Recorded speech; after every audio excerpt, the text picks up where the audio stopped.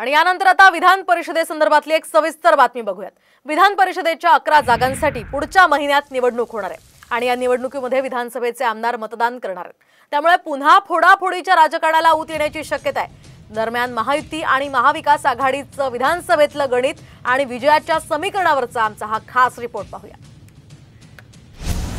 विधान परिषदेच्या 11 जागांसाठी निवडणूक, पुन्हा रंगणार फोडाफोडीचं राजकारण। महायुती सरस ठरणार की मविया?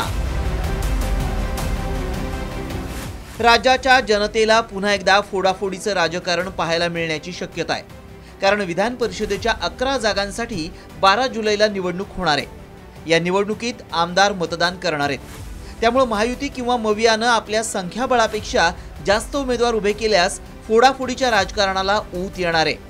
लोकसभेची निवडणूक जिंकल्यामुळे 7 आमदारांनी राजीनामा दिलाय,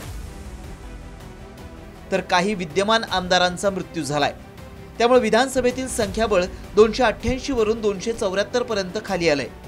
त्यामुळे विजयासाठी मतदानाचा कोटा 25 असण्याची शक्यता आहे। सध्याच्या संख्याबळानुसार कोणत्या पक्षाकडे किती आमदार आहेत पाहूया। महायुतीतल्या भाजपकडे 103 आमदार आहेत, तर शिंदे सेनेकडे 37, राष्ट्रवादी अजित पवार पक्षाकडे 39, छोट्या पक्षांकडे 9 तर 13 अपक्ष आमदार आहेत। असे एकूण महायुतीकडे 201 आमदार आहेत।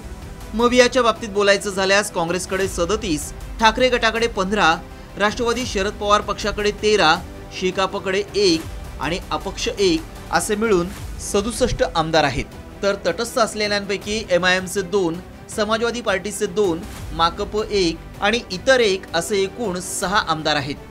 विधानसभेचं एकूण 274 एवढं संख्याबळ आहे।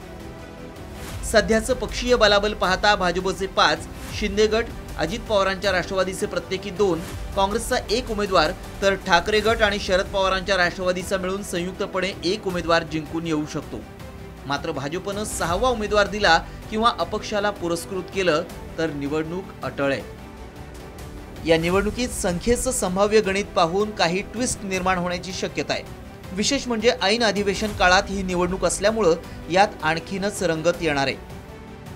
मात्र लोकसभा निकालानंतर महायुतीत अजित पवारांच्या राष्ट्रवादीवरून धुसफूस सुरू आहे, तर मवियात मोठा भाऊ कोण यावरून शीतयुद्ध रंगलंय।